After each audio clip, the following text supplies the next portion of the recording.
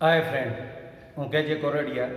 આજે આપણે ધોરણ 10 ગણિત પ્રકરણ નંબર 7 યામ ભૂમિતિ ભાગ 3 આપણે ત્રીજા ભાગની અંદર સ્વાધ્યાય એ 7.1ના 5 થી 10 દાખલાઓ છે એ આપણે એનું ગણન કાર્ય કર્યું. તમે સમજ્યા છો, તમે ગણ્યા છો અને સતત પ્રેક્ટિસ કરતા રહો, આવડે છે. કેટલા સરળ હતા.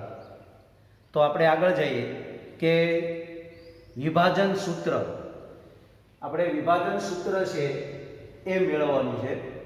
આપણે અંતર સૂત્ર મેળવ્યું હતું, હવે વિભાજન સૂત્ર. એમાં એમ કીધું છે કે બિંદુઓ એ x1 y1 અને બિંદુ B છે એ x2 y2 ને જોડતા રેખાખંડ AB નું A તરફથી m1 જેમ m2 ગુણોત્તરમાં અંત વિભાજન કરતા બિંદુ P xy ના યામ મેળવવાના છે. તો કઈ રીતે આપણે મેળવી શકીએ? તો તમને એમ કીધું છે કે બે બિંદુઓ છે એ મેં એક ગ્રાફ લીધો છે x અક્ષ ને y અક્ષ લઈને. તો એ ગ્રાફની અંદર મેં બે બિંદુઓ લીધા છે. તો બે બિંદુ, એક બિંદુ A અને બિંદુ B, એનું અંત વિભાજન, અંદર વિભાજન કરતું એવું બિંદુ છે એ કેવું છે? P છે. અને એનો A તરફથી એ અંત વિભાજન કરે છે. કઈ તરફથી? તમને A તરફથી અંત વિભાજન કરે છે. એનો ગુણોત્તર તમને આપી દીધો છે m1 જેમ m2 હોય. તો આપણે અહીંયા જો ગણીએ, આપણે જે A જે આપ્યું છે એને અહીંયા આપણે લખીએ તો x1 y1 થશે. પછી આ B છે એ x2 y2 થશે. આ P ના યામ છે એ xy છે.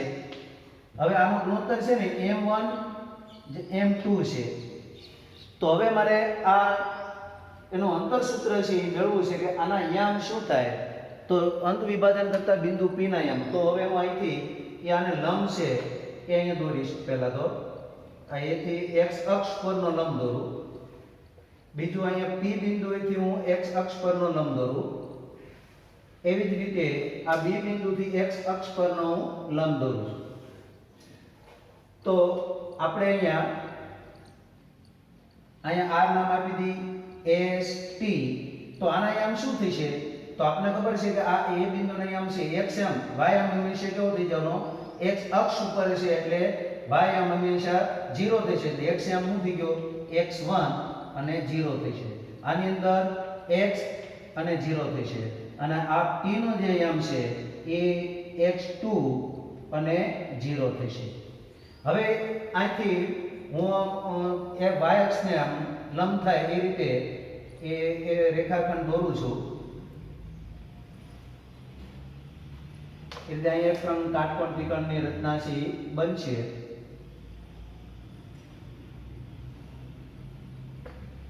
તો આપણે અહીંયા હું એક Q નામ આપી દઉં, અહીંયા હું C નામ આપી દઉં. તો હવે આના આપણે યામ છે. હવે મારે મેળવવું છે કે આપને ખબર છે કે આ એક લંબચોરસ થયું અને આ સામસામેની બાજુ સરખી હોય તો RS ની લંબાઈ કેટલી? તો કે આ આટલી લંબાઈમાંથી, અહીંથી એટલી લંબાઈમાંથી હું એટલી લંબાઈ બાદ કરી નાખું. તો અહીંથી એટલી લંબાઈ કેટલી છે? તો x. અને અહીંથી એટલી લંબાઈ કેટલી છે? તો x1. તો આટલી લંબાઈ કેટલી થાય? તો આપણે સીધું લખીએ કે x ઓછા x1 થશે. એવી જ રીતે આ જે છે ST ની લંબાઈ, એટલે આ ઈ લંબાઈ થઈ ગઈ કે x ઓછા x1 થઈ જશે. અહીંયા A Q વચ્ચેનું અંતર જે છે એ આપણે આટલું મળ્યું. હવે SP એનું બે બિંદુ વચ્ચેનું અંતર કેટલું? તો કે આ જે x2 માંથી x નું બાદ કરી નાખું એટલું થશે x2 ઓછા x. તો આ પણ લંબાઈ એટલી થાય x2 ઓછા x થઈ જશે. હવે મારે આ PQ ની લંબાઈમાં લેવી હોય, એ બે બિંદુ વચ્ચેનું અંતરમાં લેવું હોય તો તમે અહીંયા તમે લઈ શકો કે આ બિંદુ કયું છે? y m. અહીંયા તો કે x y1 છે અને અહીંયા કેટલું છે? y છે. તો અહીંયા લખી શકો કે y ઓછા y1. એવી રીતે આ B અને C વચ્ચેનું અંતર મારે નક્કી કરવું હોય તો અહીંથી અહીં તમે જુઓ તો આનો y છે કેટલો છે અહીંયા? તો કે y છે. અને આ કેટલો છે? y2. એટલે અહીંયા થશે y2 ઓછા y થશે. હવે આ બે કાટકોણ ત્રિકોણ બન્યા અને બે કાટકોણ ત્રિકોણ તમે જુઓ છો તો બે કાટકોણ ત્રિકોણ હંમેશા કેવો હોય? સમરૂપ હોય છે. તો આપણે અહીંયા લખીએ કે ત્રિકોણ AQP અને ત્રિકોણ કયું થશે PCB ની સંગતતા સમરૂપ. સંગતતા કેવી છે? સમરૂપ છે. તો આપણે લખી કે એની ઉપરથી આપણે છઠ્ઠા પ્રકરણની અંદર છે સમરૂપતા પ્રકરણના ત્રિકોણની સમરૂપતા માટેનો એમાં વિશેષ આપણે વાત કરશું. તો આમાં લખી શકું કે AQ ના છેદમાં શું લખાય તો કે PC. આ AP ના છેદમાં શું લખાય તો કે PB. અને હવે જે રહી ગયું હોય એ AP આવી ગયું તો QP, તો એના છેદમાં શું લખાય અહીંયા CB. હવે આપણે એની લંબાઈ લઈએ. AQ એટલે કેટલી લંબાઈ છે? A થી Q. તો A અને Q આ લંબાઈ કેટલી છે તો કે x ઓછા x1 છેદમાં આ PC. P થી C લંબાઈ કેટલી છે આ? તો આપણે અહીં લખી શકશું કે છેદમાં x2 ઓછા x બરાબર AP કેટલી લંબાઈ છે? A થી P તો કે m1. અને આ PB ની કેટલી લંબાઈ છે તો કે m2 બરાબર. હવે આપણે કહ્યું છે QP આ લંબાઈ કેટલી છે તો y ઓછા y1 છેદમાં આપણે કીધું છે CB. તો આની લંબાઈ કેટલી છે y2 ઓછા y2 છે. હવે હું આને આ બંનેને સરખાવીએ તો આના બરાબર આ લખી શકું. એટલે આમ લખીએ કે x ઓછા x1 છેદમાં x2 ઓછા x બરાબર m1 ના છેદમાં m2.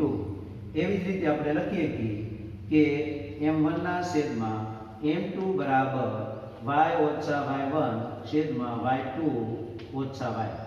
એટલે કે આના બરાબર આ છે અને આના બરાબર આ છે. તો આપણે અહીંયા વિશે લખીએ તો હવે હું કરીશ આ m2 આને ગુણી નાખીશ અને આ જે છે અહીંયા x2 ઓછા x છે એ m1 ને ગુણી નાખીશ. એવી જ રીતે આમાં કરીશ. અહીંયા ગુણી છે આપણે અહીંયા ગુણી લઈશું. તો m1 m2 કૌંસમાં x x2 માં આ m2 છે એ આને મેં ગુણી નાખ્યા એના બરાબર આ છે અહીંયા ગુણ નાખું એટલે કે m1 કૌંસમાં કેટલા થશે અહીંયા આ અહીંયા ગુણાકાર x2 ઓછા x. એવી જ રીતે આપણે y નું પૂછી લઈએ. પહેલા x નું લઈ લો તો આપણે આ અહીંયા ગુણાકારમાં લઈ લઈએ તો m2x ઓછા m2x2 આપણે આને ગુણી નાખી લો m1x2 ઓછા m1x. એટલે કે આ જે x વાળું પદ આ બાજુ લઈ લો તો m2x વત્તા m1x બરાબર m1x2 આ અહીં પર લઈ લો તો વત્તા થી ઓછા છે તો અહીં પર લઈ વત્તા જાય m2x2.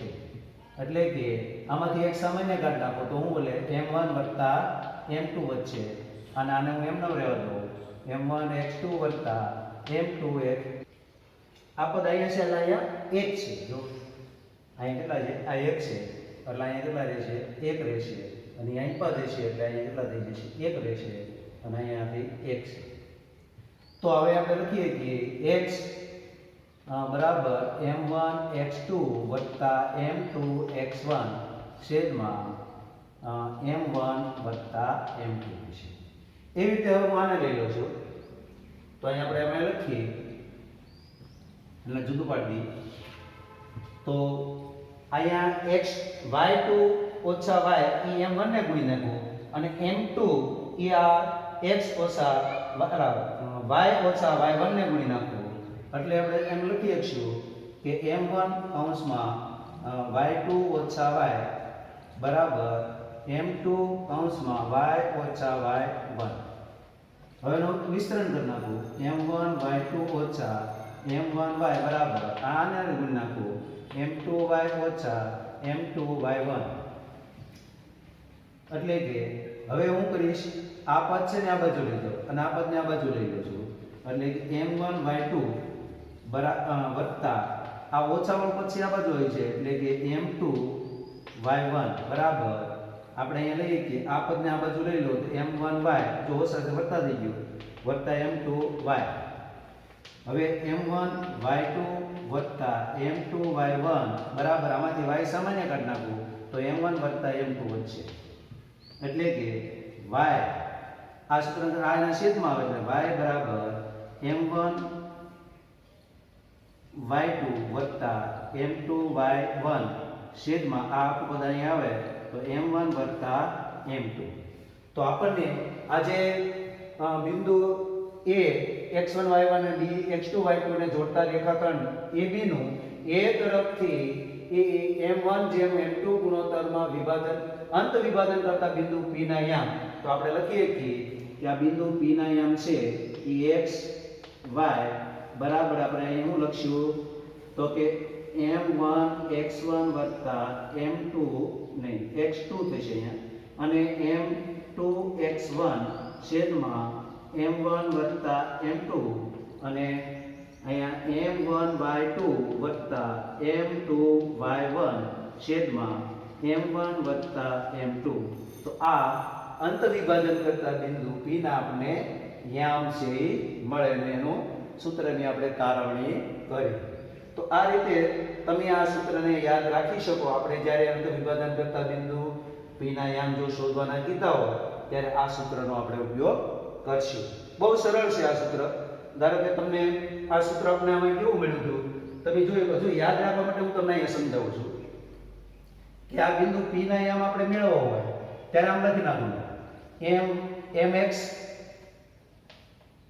વત્તા mx છેદમાં m1 વત્તા m. એ રીતે my વત્તા my છેદમાં m1 વત્તા m2. તો તમારે એમ લખવાનું 1 2 2 1 એટલે કે 1221. 1 2 2 1 એટલે ઓટોમેટિકલી સૂત્ર થઈ જાય. અને કે આ m2 છે ને આની હારે ગુણાય છે. એટલે m2 છે અહીંયા ગુણાય છે, m1 છે એ આની હારે ગુણાય છે. એટલે m1 હોય ત્યારે એની સાથે આ બે વાળું x2 અને y2 જ હોય અને m2 હોય તો એની હારે x1 ને y1 હોય. તમે જો અહીંયા જો m1 છે તો y2 છે એટલે x2 છે અને m2 તો x1 છે. એ રીતે આમાં m1 છે તો y2 છે અને m2 છે તો y1 છે. તો આ રીતે આપણે સૂત્રને યાદ રાખી શકીએ. અગત્યના પરિણામની આપણે વાત કરીએ કે ભાઈ આપણે અંતર સૂત્ર છે વિભાજન સૂત્ર એ જે મેળવ્યું છે અને એના આધારિત અગત્યના પરિણામો પણ છે એ આપણે બહુ ઉપયોગી બને. એમાં એક એવું કીધું છે જો p એ ab નું k/1 ગુણોત્તરમાં વિભાજન કરે તો p ના યામ.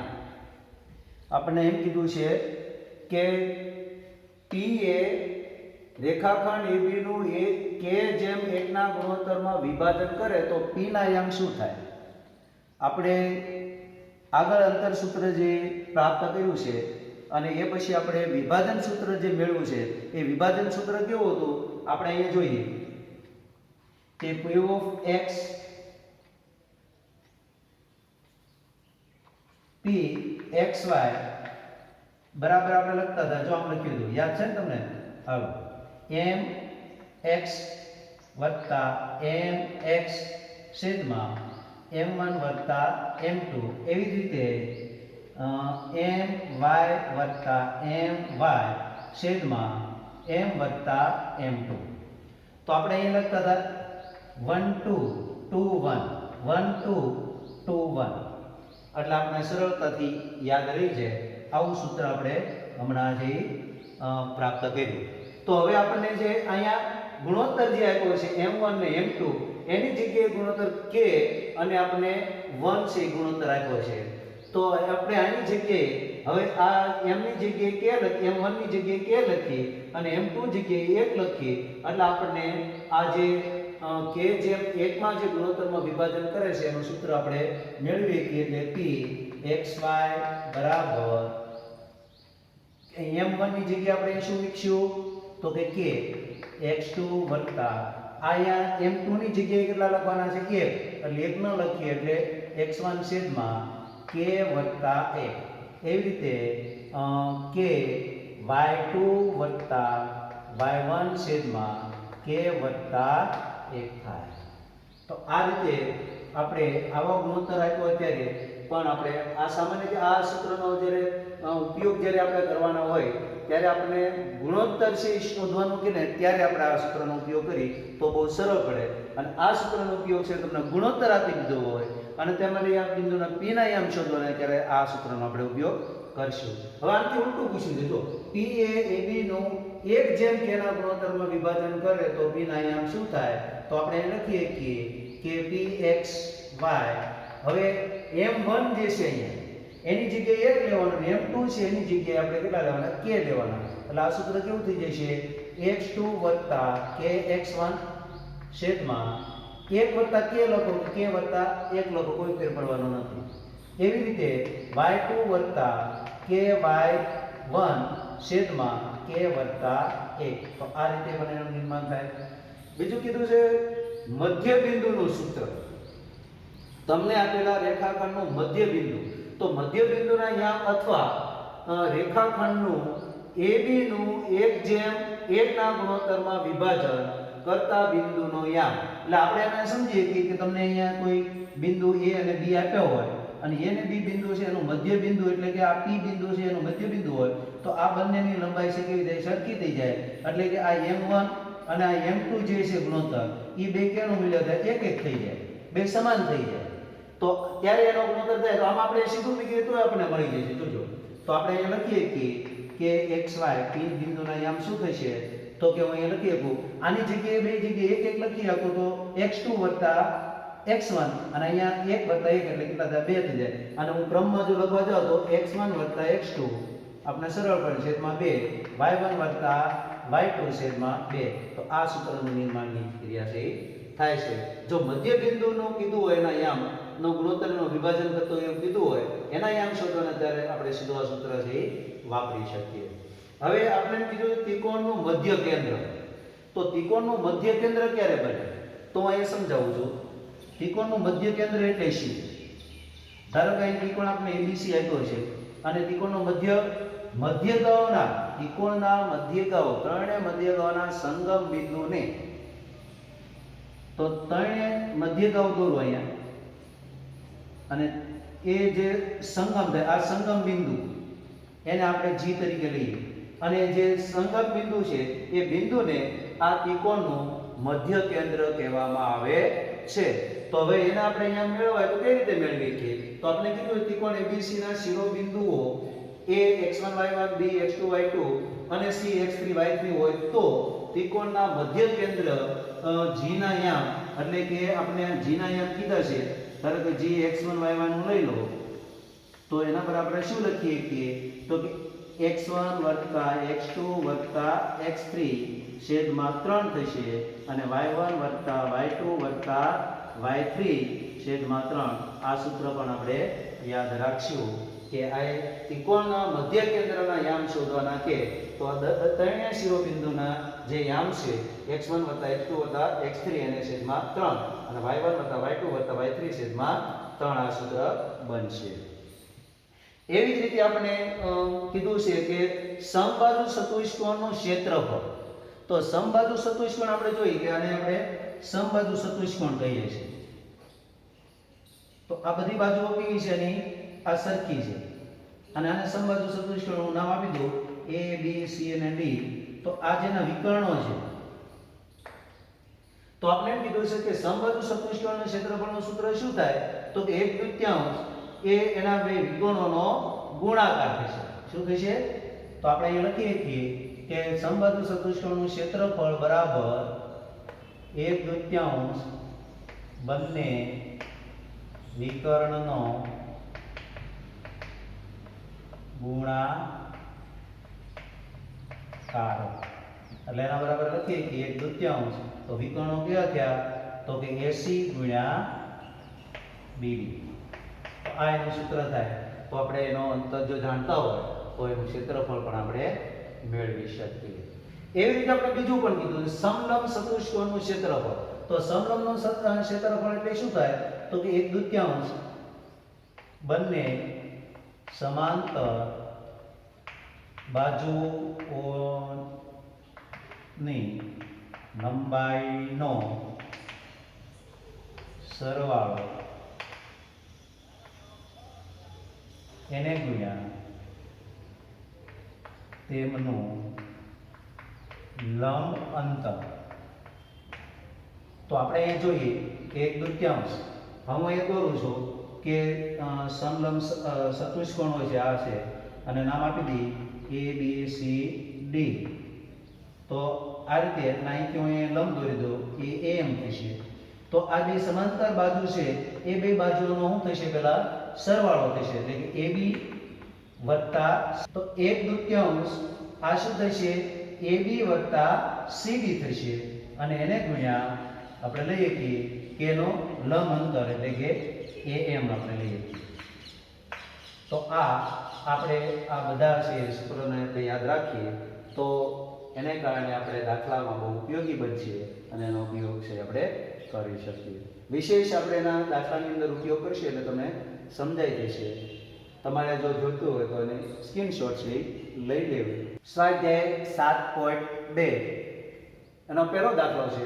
એના અર્થમાં એમ કીધું છે બિંદુ O -1 અને 4 - 3 ને જોડતા રેખાખંડનું 2:3 ના ગુણોત્તરમાં વિભાજન કરતા બિંદુના યામ શોધો. આપણે આગળ જે એ વિભાજન સૂત્ર મેળવ્યું છે એવું જ છે આ. તો આપણે આ દાખલો કેવી રીતે ગણીએ હમણાં સમજીએ. તમને દરેકને વિભાજન સૂત્ર છે હવે યાદ રહી ગયું છે. તો કઈ રીતે ગણાય છે આપણે જોઈએ.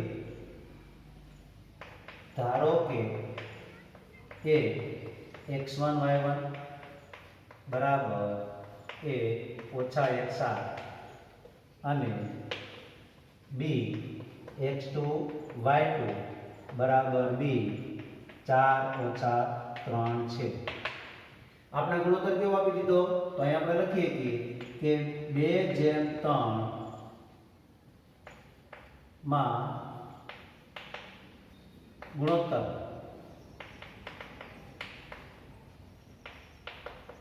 વિભાજન કરતો બિંદુ P ના યામ. તો આપણે લખીએ કે વિભાજન કરતા બિંદુના યામ બરાબર. જો સૂત્ર તમે જાણો છો યાદ છે ને? બોલો કોણ કહેશે? હા તમે બરાબર છે બરાબર. તો આપણે લખીએ કે m1 x2 વત્તા m2 x1 છેદમાં m1 વત્તા અને m1 y1 y2 વત્તા m2 y1 છેદમાં m1 વત્તા m2. તો આપણે કહીએ કે ભાઈ x ને હવે કિંમત મૂકીને સાદું રૂપ આપીએ તો m1 એટલે કેટલા તો કે 2. આ x2 એટલે કેટલા એટલે આ કેટલા થઈ જાય 4 વત્તા m2 એટલે 3 અને x1 એટલે -1 છેદમાં 2 વત્તા 3. m1 છે એ 2 છે અને m2 છે એ 3 છે. એ રીતે આ 2 y2 કેટલા છે -3 વત્તા m2 કેટલા છે તો કે 3 અને y1 છે કેટલા છે તો કે 7. તો એની કિંમત મૂકી દીધી. m એટલે કે m1 એટલે 2 અને m2 એટલે 3. સાદું રૂપ આપી દો. આનો બેનો ગુણાકાર 8. આ બેનો વચ્ચે ઓછા 3 થશે છેદમાં આ બેનો સરવાળો 5. એવી જ રીતે હવે આપણે અહીંયા લઈશું કે આ બેનો ગુણાકાર -6 થશે અને વત્તા 7 તેરી 21 છેદમાં આ બંનેનો સરવાળો એટલે 5.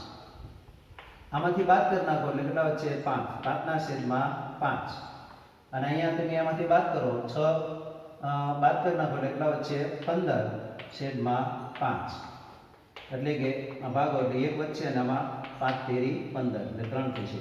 તો આપણે લખીએ કે આ બિંદુઓ -1 7 અને 4 - 3 ને જોડતા રેખાખંડનું 2:3 માં વિભાજન કરતા બિંદુના યામ કયા છે 1 અને 3. આ રીતે આપણે દાખલો છે ગણી કે બહુ સરળ છે. આપણે વિભાજનનું સૂત્ર વાપરી અને આનો ગણન કાર્ય કરીએ છીએ. સ્વાધ્યાય 7.2 એનો બીજો દાખલો. બિંદુઓ 4 - 1 અને -2 - 3 ને જોડતા રેખાખંડના ત્રિભાગ બિંદુના યામ શોધો. આપણને બે બિંદુના યામ આપી દીધા છે અને એ રેખાખંડ એનાથી બન્યો છે અને એમાં ત્રિભાગ એ રેખાખંડના 3 સરખા ભાગ કરવાના છે. તો ત્રિભાગ બિંદુના યામ આપણે શોધવાના છે. આપણે અહીંયા ગણીએ જોઈએ. ધારો કે બિંદુઓ એ x1 y1 બરાબર a 4 - 1 અને b x2 y2 બરાબર b -2 - 3 ને જોડતા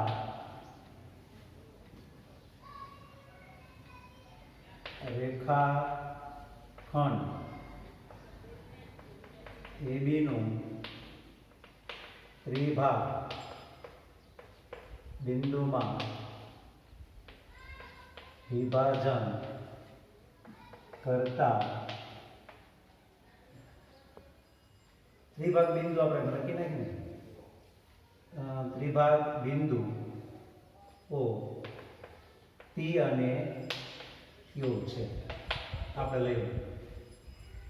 તો આપણે અહીંયા આકૃતિ દોરો તો મને સમજાય છે કે એક આ રેખાખંડ છે, આ AB છે, આના યામ છે એ 4 ને -1 છે, આના યામ છે -2 અને -3 છે.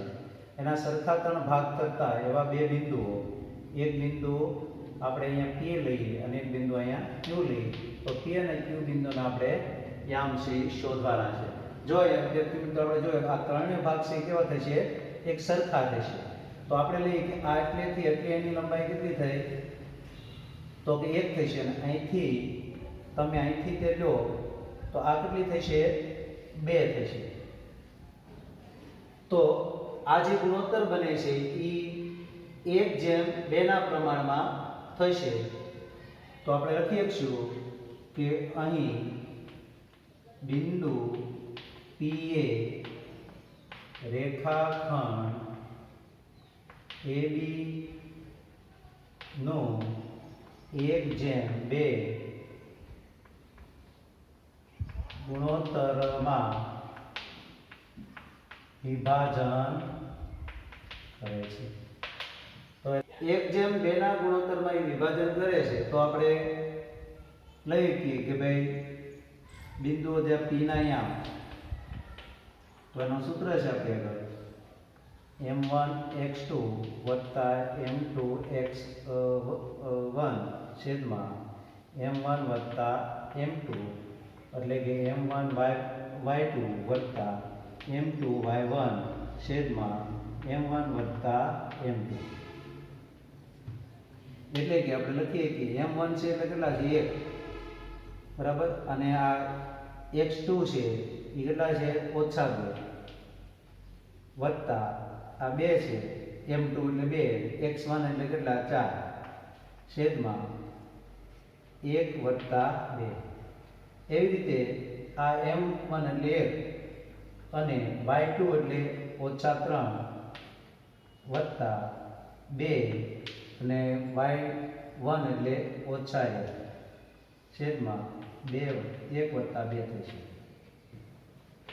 આ બેનો ગુણાકાર એટલે -2, આ બેનો ગુણાકાર એટલે 8 છેદમાં આ બંનેનો સરવાળો કેટલા થાય? 3 થશે. એ રીતે આના પણ આપણે લઈએ -3 -2 થશે છેદમાં 3.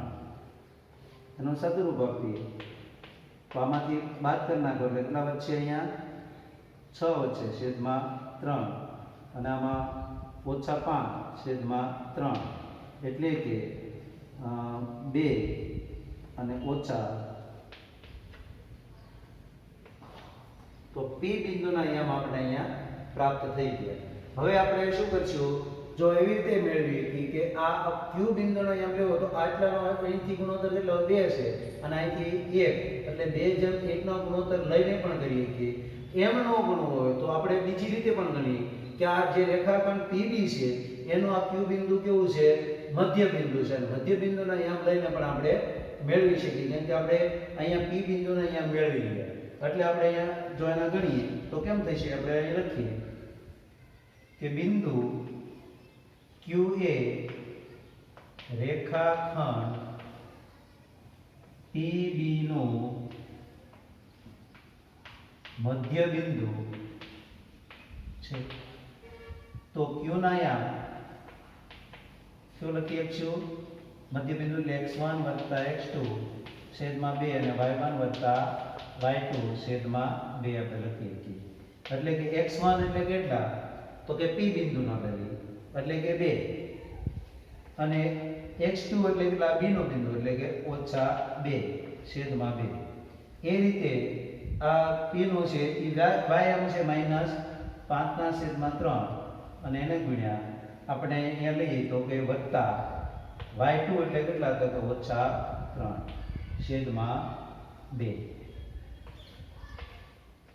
તો આપણે આનો આ જે વર્તે ઓછા થઈ જાય એટલે 2 - 2 એટલે 0 થઈ જશે હવે આના લસા લઈ લઉં તો અંશના તો 3 લેશે અને અહીંયા ગુણ -5 અને આ 3 એટલે 9 થશે અને એના આખાના છેદમાં 2 થશે એટલે કે 0 હવે આ બંનેનો સરવાળો એટલે 14 થયો બરાબર એની ઓછા રહેશે આ અંશનો છેદ છે છેદાર ગણાય છે એટલે કે 6 -14 ના છેદમાં 6 હવે આપણે આનો ભાગ કરી નાખીએ તો 0 આનો અડધું એટલે કે 7 અને આનો અડધું એટલે 3 તો આ આપણે Q ના અહીંયા મળે તો આપણે આમ લખીએ કે આમ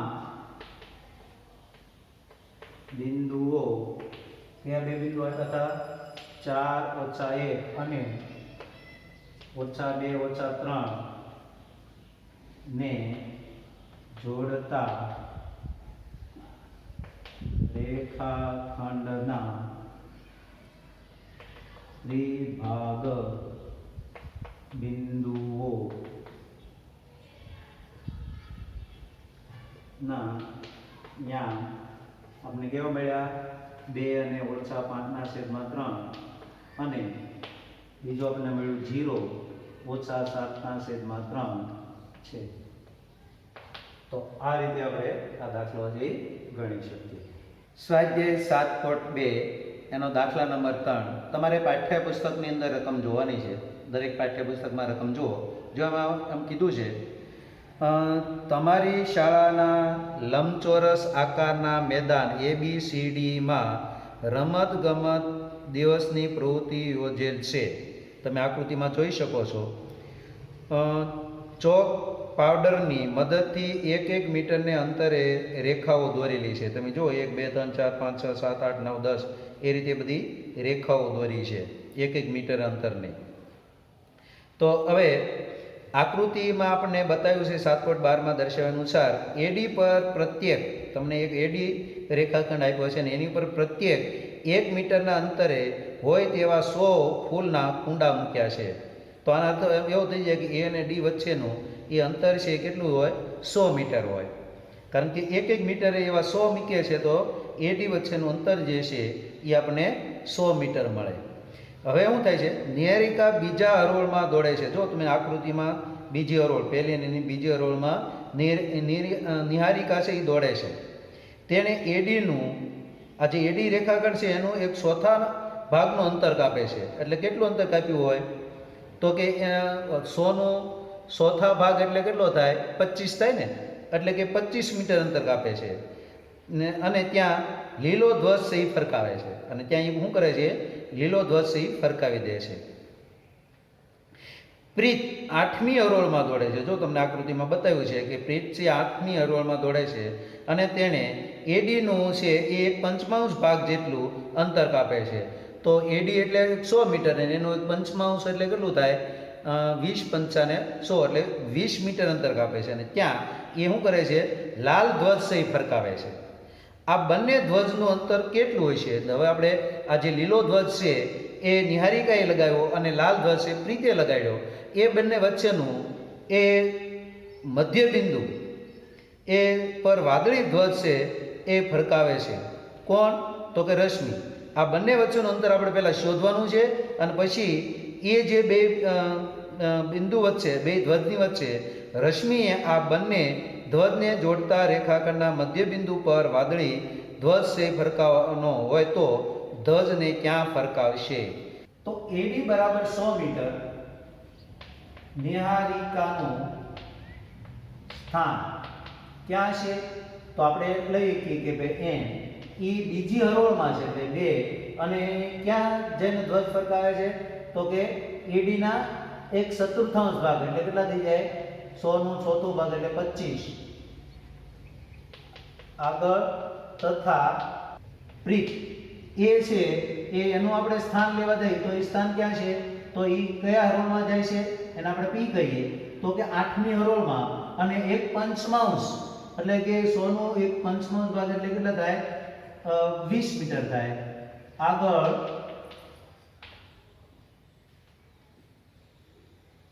ધ્વજ ફરકાવે છે. આ બંને એને ધ્વજ છે. હવે આપણે એના બે ધ્વજ વચ્ચેનું અંતર માપવું છે, એટલે આપણે શું લઈશું? એટલે કે NP એની વચ્ચેનું અંતર, અને અંતર સૂત્ર આપણે જાણીએ છીએ. x1 ઓછા x2 કૌંસનો વર્ગ વત્તા y1 ઓછા y2 કૌંસનો વર્ગ. તો આપણે એમાં જોઈએ કે આ છે x1 કેટલાથી છે? 2 ઓછા, અને x2 છે કેટલાથી? 8, અને એનો વર્ગ વર્ગમૂળની અંદર આપણે લઈએ તો વત્તા આ y છે 1 છે કેટલા છે? 25, અને ઓછા એ y2 છે એ 20 છે, તો એનો વર્ગ. આનું સાદું રૂપ આપવું તો આમાંથી બાદ કરો એટલે ઓછા 6 વધશે. 8 માંથી 2 બાદ કરો એટલે ઓછા 6, એનો વર્ગ આ વર્ગમૂળની અંદર, અને વત્તા 25 માંથી 20 બાદ કરી નાખો એટલે 5 છે એનો વર્ગ. હવે વર્ગમૂળમાં આપણે આનો વર્ગ કરીએ, ઓછા 6 નો વર્ગ એટલે 36, અને 5 નો વર્ગ 25, અને આ બંનેનો સરવાળો કરીએ તો વર્ગમૂળમાં 61 મીટર. તો આપણે લખીએ કે